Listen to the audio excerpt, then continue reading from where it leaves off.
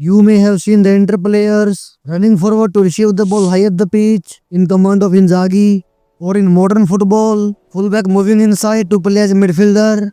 But why teams do this? Well, the answer is simple: to attack with more and more players in final third. Teams usually do build up to move in mid block, and then using key rotations, they enter into final third to attack. But sometimes you may have observed that moving the ball from own goal area to opponent box become effortless. Teams attack and score goals with simple pass and forward runs. How is that possible? Well, in this video, we will see how to attack from zero, and by adapting to opponents, how team can easily create goal scoring chances from scratch. Let's start with the most common 4-3-3 formation.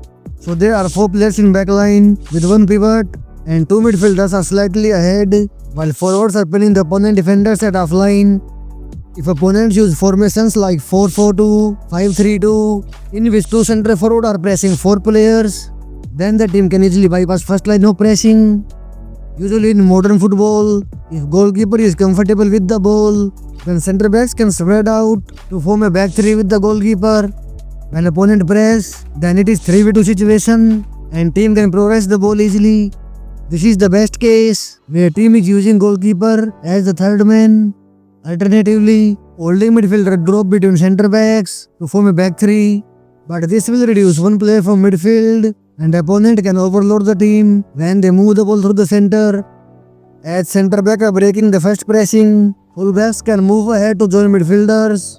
If opponent are using 3 midfielders, like 5-3-2 formation, then team can easily overload them by using fullback as wingbacks. And if goalkeeper is starting the build-up, then it will be 5v3 situation in midfield, favoring the ball progression. Even if opponent use 4 players in midfield, like 4-4-2 formation, then also team can easily overload opponents in a 5v4 situation. Both fullbacks stretching opponent wingbacks, while 3 midfielders controlling the center, and team can easily enter into final third. In the second case, if opponents are using formations with 3 forwards, like 4-3-3, 5-2-3 formation, then there are some key measures team should use. As opponents are pressing with 3 forwards, it is very risky for centre backs to spread around goalkeeper for a back 3, because it will create 3v3 situation, and if team lose the ball in that area, then opponent can punish them with the goal. In this case, all defenders will be the part of build-up phase. They can progress the ball easily by creating 4v3 overload in this area of the pitch. But there is 3v3 situation in midfield now. If opponent press with man-to-man marking, then team can lose the ball in midfield, and opponent can come to attack from here. Now as we entered into mid-block, off the ball movement of players and combining with each other plays important role to enter into final third. Additionally, how much space team gets in mid-block directly influences the ball progression. If the wingers are wide, stretching the opponent defense line, then midfielders can exploit half spaces. If the team have a speedy center forward, then opponent defenders have to stay back to cover him. Otherwise, he can receive a long ball to beat the defenders real quick. Team can progress the ball into final third from 2 areas. First, they can overload the midfield to progress the ball through the center, and second, they can do it through the flanks. In the first case, to overload the midfield, center forward can drop to create temporary 4v3 situation, while wingers stay at last defender to receive a through pass. This move is very effective when there is transition from build-up to attack. Defender carrying the ball forward and find all midfielders marked by opponents. Then center forward can drop in midfield to receive the ball, and in that time, wingers are ready to receive a through pass for a goal scoring opportunity.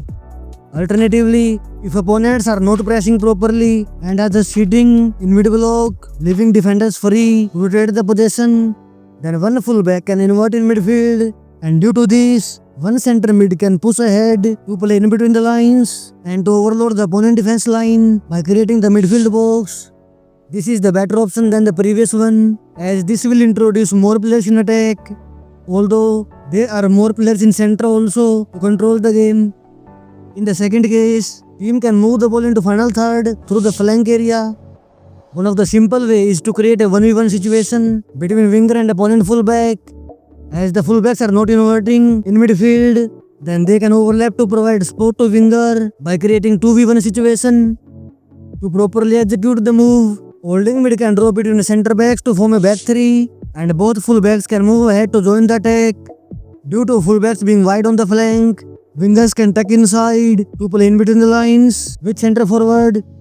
This will automatically overload opponent defense in a 5v4 situation, while two center mid are responsible to rotate the possession. As there are 5 players on backline, then opponent will narrow their shape to prevent any through pass, and it will give space to fullbacks to receive the ball easily and carry it forward.